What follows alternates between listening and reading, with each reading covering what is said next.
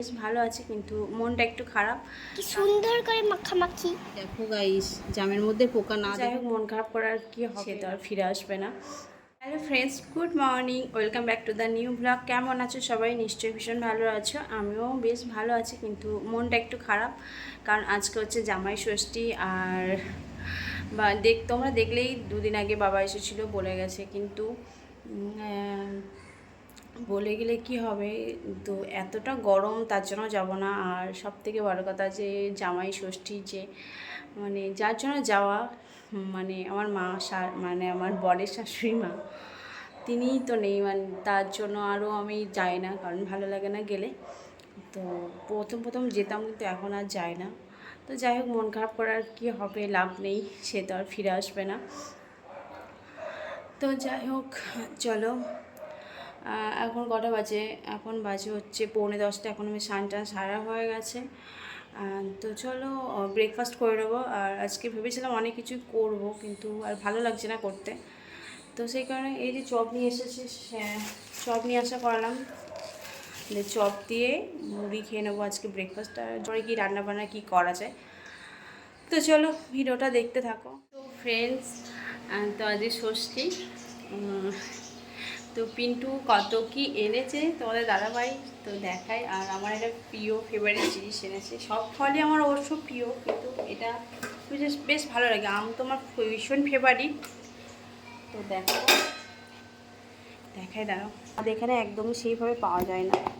তো এই জামটাকে আমি নুন মাখিয়ে রেখেছি, নুন লঙ্কা। তো এটা দুপুরবেলায় খাওয়া যাবে, একদম একটু কাঁচা কাঁচা, এখনও সেভাবে পাকেনি। আর এই যে এখানে হয়েছে কলা, কাঁঠালি কলা, আমি কাঁঠালি কলাই বেশি ভালো লাগে। আর এই হচ্ছে আম, আর এই হচ্ছে জাম মাখিয়ে রেখেছি। তো এখন কাঁচা রে আসিনি, পালিয়ে গেলো চারটে। আর এখানে হচ্ছে ভেন্ডি। না, আবার সে দুপুরবেলায় ভালো। ওখান থেকে তুমি অরিকাকে একটা দাও, মোহনা দিদিকে একটা দাও, তুমি একটা, আর তুমি দুটো খাও। কি আমাকে দিয়ে যা, দাদাকে দিস না কেন? অরিকাকে একটা দিঘা, মোহনাকে একটা দিঘা, তুই একটা খাগা, তুমি বড়টা নাও। এদিকে করছি আজকে ভেন্ডি ভাতে করব। তো ভাতের সঙ্গে দিলে তো গলে যায়, সেই জন্য আলাদা করে সিদ্ধ করেছি। আর এখানে হচ্ছে পটল ভাজা আর পটল পোস্ত। আর এখানে শালি খায় না, তার জন্য আলু পোস্ত আর মসুরির ডাল আর ডিম ভাজা। আর কিছু করবো না, গরমে এমনি কিছু খাওয়া যাচ্ছে না। তো ব্যাস এই রান্না করবো আজকে। তো চলো, ভাত হয়ে গেছে। আর এদিকে ডালটাকে জলে ভিজিয়ে রেখেছি, যাতে কোটোটা খুলে যায় খুব সহজে। তো চলো। হ্যালো গাইস, তো এখন বাজে 2:30, আর আমাদের ভাত খাওয়া কমপ্লিট হয়ে গেছে। আর সে কীরকম ঘেমেছে দেখো, আমিও ঘেমেছি। রান্না করা মানে এখন যুদ্ধ করার সমান রান্না করা, মানে শীতে করে মানে একদম। তো তোমাদেরকে দেখাবো বলেছিলাম জাম মাখা। জামটা সেই অনেকক্ষণ আগেই, এই গরমে আর বসিস না বলে অনেকক্ষণ আগে নুন আর লঙ্কা মাখিয়ে রেখেছিলাম, লঙ্কা গুঁড়ো মাখিয়ে রেখেছিলাম, যাতে একটু ভালোভাবে মজে যায়। জামটা একটু কাঁচা কাঁচা ছিল, কিন্তু জামটা খুব ভালো ছিল, এত মিষ্টি ছিল কি বলবো, এত বড় বড়। তো চলো এখন ওটাকে ভাত খেয়ে খাবো বলেছিলাম, এটা দেখায় তোমাদের। ওটাকে এখন আরও কিছু মশলা অ্যাড করবো, দিয়ে মাখবো। দাঁড়াও, দেখো জাম মাখাটা তো হলো। আর সে ভাগ্যি দেখলো জামের মধ্যে পোকা। কই রে, দেখা যাচ্ছে কোনখানটা আছে? কই? হ্যাঁ, তো ওই দেখো গাইস, জামের মধ্যে পোকা। না দেখে তো ওটা খেয়েই ফেলতাম। তোরা সব মুখে গোটা গোটা জাম খেয়ে ফেলছিলি। এত মিষ্টি, পোকা হবে না? পোকা হওয়া তো স্বাভাবিক। তো বাট এটা জামের পোকা, তো দেখে মনে হচ্ছে না। এই দেখো গাইস, জামের পোকা, হাতে উঠে আমার এই জামটা। তো আমাকে আবার এগুলো সব ধুতে হবে। যে লঙ্কা ফঙ্কা মাখিয়ে গেছিলাম, তো আমি আবার ধুয়ে নেব। জামটা কোন জামের পোকা ছিল কে জানে, বুঝতে পারছি না। এই দেখো, মা আবার ধুচ্ছে জামটাকে। কেন কি আমি লঙ্কা খাই না তা বলে ধুচ্ছে। পোকাটা জানো তো, আমি ফেক বলছিলাম, তারা আবার দেখাচ্ছি পোকাটা কোথায় গেছে। দেখো পোকা, এই দেখো এবার বিট নুন দিচ্ছে। এত কষ্ট করে যে বানালো, আবার খারাপ হয়ে গেল পোকার জন্য। পোকাকে আমি ছাড়বো না। কি সুন্দর করে মাখামাখি। কি বলছে, আমি ভিডিও করতে পারি না। লঙ্কা ওটা হাত দিবি, এবার চোখ জ্বলবে কিন্তু। যে ভিডিও বানাচ্ছে সে খেতেই ব্যস্ত। এত একটু লাগছে খাটটা মন করতে। তো গাইস একটা ঘুম দিয়ে উঠে পড়েছি, এখন বাজে 6টা, সন্ধে বলবো না বিকেল বলবো ঠিক নেই। তো এখন জামগুলো মাখা ছিল, আবার নতুন করে মেখেছিলাম, সেটাই খেয়ে নিচ্ছি। ভীষণ ভালো টেস্টি হয়েছে, ভীষণ ভালো, আমার তো ভীষণ ভালো লাগছে। তোমাদের কেমন লাগে তোমরা জানিও জাম খেতে, জাম মেখে এইভাবে খেতে। তো চলো জামটাম খেয়ে নিই, আমি আর তোমার দাদা ভাই সবাই মিলে খেয়ে নিচ্ছি জাম।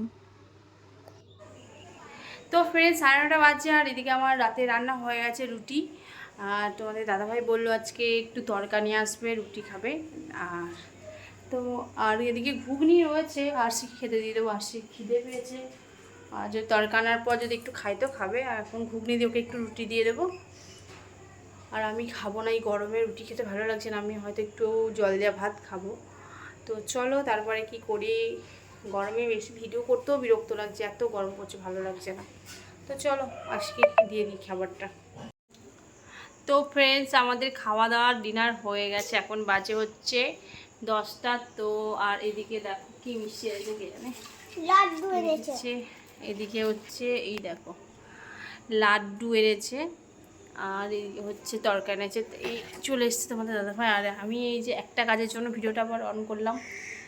এই যে টেডি বিয়ারটাকে নোংরা ছিল, আজকে এটাকে পুরো ছাড়িয়ে কেচেছি। তুলোটাকে এই দেখো এই বস্তায় ভরা আছে, তো এই তুলোটা এখন এর মধ্যে ভরবো, দেখি ঠিকঠাক সেটিং করতে পারি নাকি।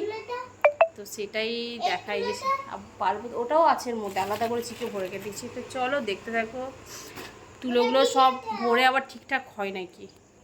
তো এই ধরনের টেডি বিয়ারগুলো না কাচার জন্য ভীষণ সুবিধা, ওই যে চেনটা খুলে তুলোগুলো বের করে নিয়ে তারপরে ভালো করে কেচে আবার শুকিয়ে তুলোগুলো ভরে দেওয়া যায়। আর যেগুলো চেন থাকে না সেগুলো খুব অসুবিধা হয় কাচতে, মানে তুলোগুলো একবার ভিজে গেলে না তুলোগুলো আর আগের অবস্থায় ফিরে আসে না। তো সেই জন্য এই চেন দেওয়া টেডিগুলো খুব ভালো। আর এই টেডিটা হচ্ছে আরশিকে বার্থডেতে আগের বছর গিফট দিয়েছিল দাদা শান। তো আমরা যখন দক্ষিণেশ্বর গিয়েছিলাম স্নান করতে, তো আসার সময় রাস্তা থেকে নিয়েছিলাম, ভীষণই ভালো দাম। তো বলেছিল 600 টাকা, তো বার্গেনিং করতে করতে 350 টাকায় পেয়েছিলাম টেডিটা। তো ভীষণ ভালো সফট টেডিটার, এত সুন্দর কালারফুল না, খুব ভালো। 350 টাকায় টেডিটা সত্যি খুব ভালো, আমরা মানে কমে পেয়ে গেছি। তো যাই হোক টেডি তুলো ভরা হয়ে গেছে, আর আজকের মতো ভিডিওটা এখানেই এন্ড করছি। দেখা হচ্ছে খুব শিগগিরই আরও একটা নতুন ব্লগে। টাটা সবাইকে।